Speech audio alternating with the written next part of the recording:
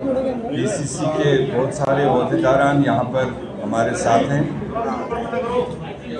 खासकर वो लोग जिन्होंने फोर फ्रंट पर इस movement against terrorism, tax terrorism, उसमें फ्रंट रोल प्ले किया। वो काफ़ी सारे साथी यहाँ पर है, काफ़ी सारे दूर इलाकों में रहने वाले थे। आप सब जैसे जानते हैं, क्योंकि हमने जो 15 फरवरी से 45 दिन का एक मूवमेंट हाथ में लिया था जम्मू कश्मीर में। यूँ तो पूरे देश में कांग्रेस पार्टी अलग अलग तरीके से जो बढ़ती महंगाई है, जो बढ़ते प्राइसेस हैं, पेट्रोल डीजल गैस से लेकर ऑल एसेंशियल कमोडिटीज़ जिसके लपेट में आती हैं और रोज़मर्रा की ज़िंदगी आम इंसान के लिए काफ़ी मुश्किल बना दी आज की सरकार ने। उसको लेकर एक ऑर्गेनाइज प्रोग्राम हम लोगों ने 45 दिन का लिया था। मुझे इंतहाई खुशी है कि पूरे कांग्रेस पार्टी के ओहदेदारों ने, यूथ कांग्रेस, NSUI, सेवा दल, महिला कांग्रेस और जो हमारे अदर विंग्स है, जिन्होंने भी ये चैलेंज हाथ में लिया था पूरे जम्मू और कश्मीर में, और बहुत ही अच्छे तरीके से उन्होंने अंजाम दिया, जिसका ये फ़ायदा हुआ कि शायद इतना बड़ा मूवमेंट, इतना लंबा मूवमेंट, इतना डीपली शायद जम्मू कश्मीर के तूल अर्ज़ पर शायद ही पिछले कई दहाइयों से यहाँ पर हुआ हो। यूँ तो सियासी दंगल में सियासी बड़े बड़े इश्यूज़ को लेकर रोज़ डिबेट होते हैं, मगर जो आम इंसान के मुश्किलात हैं उनकी नुमाइंदगी जिस तरह से प्रदेश कांग्रेस कमेटी ने यहाँ पर करने की कोशिश की, मुझे लगता है कि इन 45 दिनों के इस मोमेंट से जो हमें फीडबैक भी, जो रिपोर्ट्स भी, और उसमें सबसे बड़ा योगदान जो रहा हमारे कार्यकर्ताओं के बाद जो बड़ा रोल रहा वो हमारे मीडिया कर्मियों का रहा है, क्योंकि चप्पे चप्पे पर वो हमारे इस मोमेंट के साथ रहे। अगर वो न होते तो शायद एक जगह की खबर दूसरी जगह नहीं पहुंच पाती। और इस सारे मिशन में कांग्रेस पार्टी को रोकने की जो भी आज की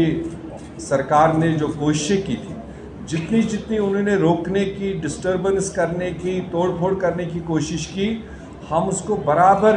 आकलन करते रहे। जितना सरकार ने रोकने की, दबाने की कोशिश की, उतना ये मोमेंटम डे बाई डे बढ़ता गया और लोगों की इन्वॉल्वमेंट इसमें ज़्यादा होती गई। क्योंकि देखा ये जा रहा था कि हमारे देश में कुल मिलाकर और प्रदेश में कोई भी जमहूरी तरीके से कोई आवाज़ जो जमहूरियत का हमने माने समझा था, और उस तरीके से कोई भी सरकार के खिलाफ, सरकार के गलत कार्यों के खिलाफ, सरकार के गलत ऑर्डिनेंसेस के खिलाफ, प्रोग्रामों के खिलाफ अगर कोई आवाज़ उठाने की कोशिश करता था, उसको दबाने की कोशिश की जा रही थी और कुचलने की कोशिश की जा रही थी। मगर यहाँ पर कांग्रेस पार्टी ने इतना तेज़ी से इस मूवमेंट को आगे बढ़ाया, जितना सरकार ने कोशिश की दबाने की, उससे कई गुना ज़्यादा ही आगे बढ़ता गया। आप हुई चीज़ है, इसको जितना ज़्यादा से ज़्यादा तरीके से हम उठा लें, सरकार को उजागर करने का हम काम करें। अगले साइड सरकार का काम है वो इस जनता की आवाज़ को समझते हुए, महसूस करते हुए अपने इक़दामात इस महंगाई को कम करने का करे या ना करे, क्योंकि जनता गवाह रहेगी और आप मीडिया कर्मी अपने आप में गवाह रहेंगे कि हमने जनता को आगे रखते हुए जनता की आवाज़ को आगे बढ़ाने की कोशिश की। आज की सरकार गूंगी बहरी है, उसको सुनना नहीं है, उसको देखना नहीं है। जो देश के अन्य हिस्सों से भी आप देख रहे हो, तो वो उसका सही वक्त पर जनता अपने आप फैसला लेगी। मैं फिलहाल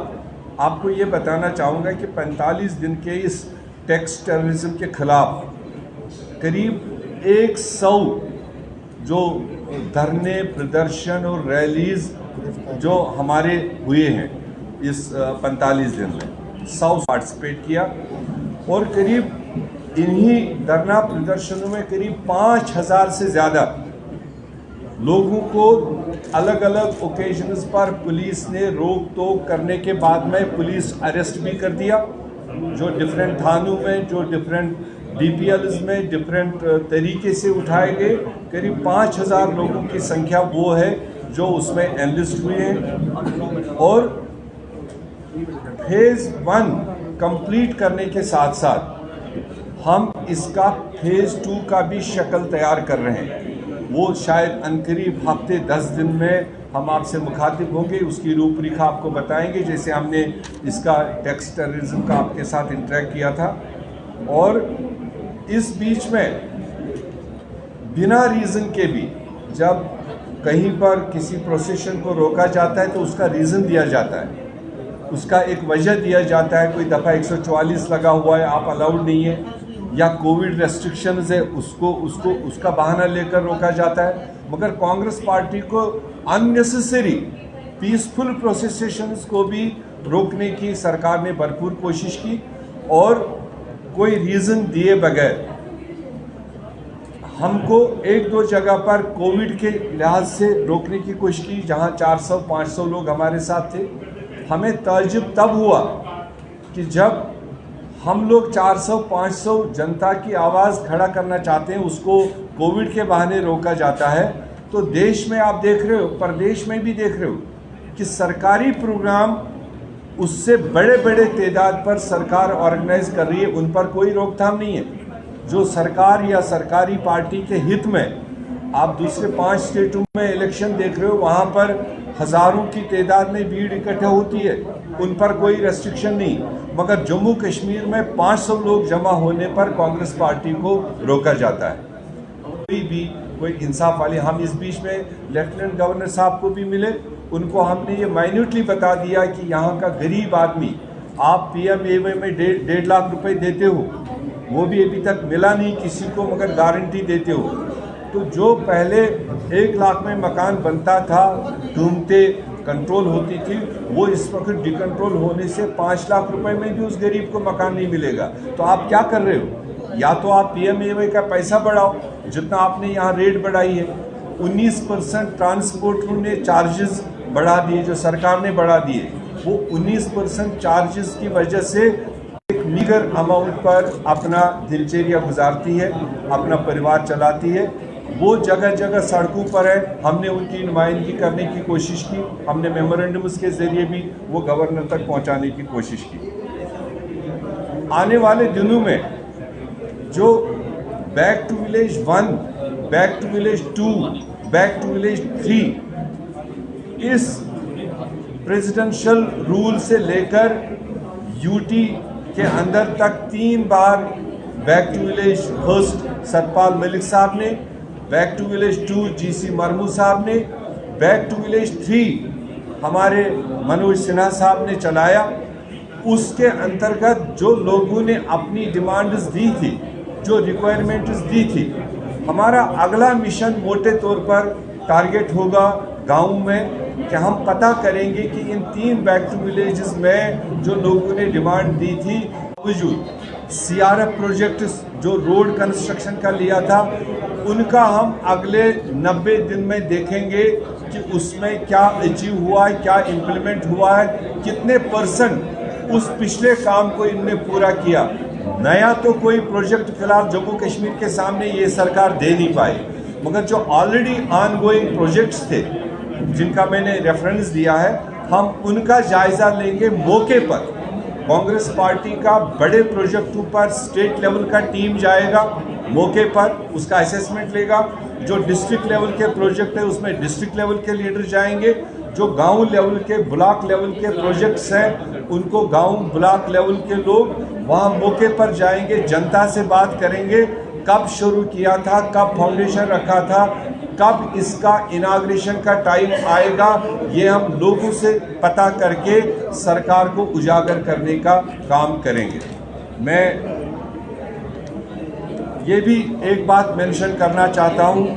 इस बीच में हमारे 45 दिन के मूवमेंट के दरमियान DDCs का एम्पावरमेंट का मामला आया और जब पहली मीटिंग हुई, पहली मीटिंग में बाइकाट हुआ, तो सरकार कहीं ना कहीं थोड़ी बहुत अंडर प्रेशर आई और अभी रिसेंटली उन्होंने 200 करोड़ रुपए का एक प्रोविजन निकाला जो 10 करोड़ के आसपास हर ज़िले को देकर 75 लाख रुपए एक डीडीसी मेंबर के डिस्क्रिप्शन पर रखा है। हमारा सवाल है, अगर डीडीसी भी हमारा है, वो थर्ड टियर है, मगर जिसके जो उसका पहला टियर और दूसरा टियर है, जिसको हम हल्का पंचायत और ब्लॉक पंचायत कहते हैं, अगर हल्का पंचायत ना हो तो ब्लॉक पंचायत बनती नहीं, अगर ब्लॉक पंचायत ना हो तो डीडीसी का कोई रोल नहीं होता है। तो ऐसा डिस्क्रिमिनेटरी रोल फिर से उन्होंने उस मॉडिफिकेशन में क्यों किया, जिसके तहत पंच और सरपंच और बीडीसी चेयरमैन को उस तरह के उस लोगों के साथ जुड़ा हुआ टीम वो है, उनको एम्पावर करने की ज़रूरत है। ये हमारे कुछ मुख्य चीज़ें थी जो हमने आपके साथ शेयर करना था इस टोटल मोमेंट के दरमियान।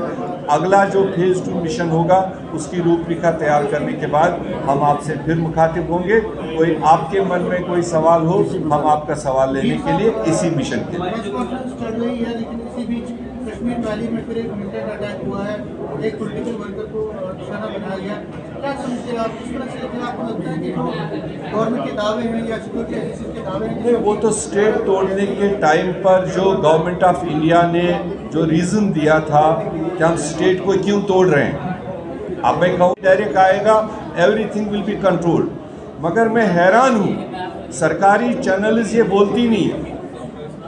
मैं लगातार, अगर आप इस साल का अभी 15 दिन पहले डीजीपी जम्मू कश्मीर का स्टेटमेंट सुने, 1990 से लेकर जो सालाना स्टेटमेंट किसी भी डीजीपी का रहा है, उसने हमेशा यही कहा कि अभी मैदान में 250 के आसपास लोग हैं जो टेररिस्ट हैं। हम ऑल आउट भी करते हैं, हम फिनिश आउट भी करते हैं, हम सब खत्म करने वाले प्रोग्राम भी चलाते हैं, मगर साल के अंत में फिर हमको ये सुनने को, अगर वो पूरे हिंदुस्तान को एक दूसरा शक्ल दिखा रहे हैं कि बस जम्मू कश्मीर में ये बदलाव लाने के बाद हमने हर चीज़ में बदलाव लाया, तो फिर दूसरी तरफ डीजीपी मेरा नहीं है, भारत सरकार का है, उसका स्टेटमेंट देख लीजिए, वो कह रहे हैं 250 लोग अभी मौजूद हैं, 200 के आसपास अगले साइड तैयार बैठे हैं लाइन ऑफ कंट्रोल क्रॉस करने में। तो ये चीज़ें खाली ऑल आउट और फिनिश आउट करने से नहीं होगा। बारहा कहा गया कि ये जम्मू कश्मीर एक एक्स्ट्रा सेंसिटिव खित्ता है, मैंने कल भी एक बहुत बड़े उसमें फोरम में बताया। तो ऐसे में जब तक government of India Jammu Kashmir के बारे में एक पॉलिसी वाज़े न करे कि उनको जम्मू कश्मीर के लोगों को मेन स्ट्रीम में लेने के लिए क्या क्या इक़दाम उठाने हैं, जैसे हमारे पूर्वजों ने उस चीज़ का ख्याल रखा था। लेकिन पॉलिटिकल वर्कर्स पे हमले हो रहे हैं, मैं वही कह रहा हूँ, हम तो कंडेम करते हैं। एक दो लफ्ज़ों का कंडेम करने से इसका मतलब नहीं कि कल कोई उसका शिकार नहीं होगा। जब तक ना मरकज़ी सरकार आज की इसको कुलहुम तरीके से, ये कई जगहों से सुझाव आ रहे हैं कि अब मौका आए सबको मिल बैठ करके, और भारत सरकार को भी दिल खोलना पड़ेगा और कुछ न कुछ इस खित्ते के लोगों को मतलब अपलिफ्ट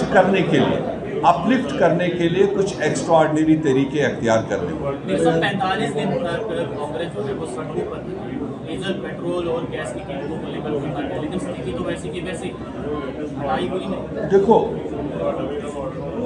वो काम तो सरकार का है, हमारा काम है जो अवाम के मुश्किलात है उनकी आवाज़ बनकर सरकार के गोशों तक पहुंचाना,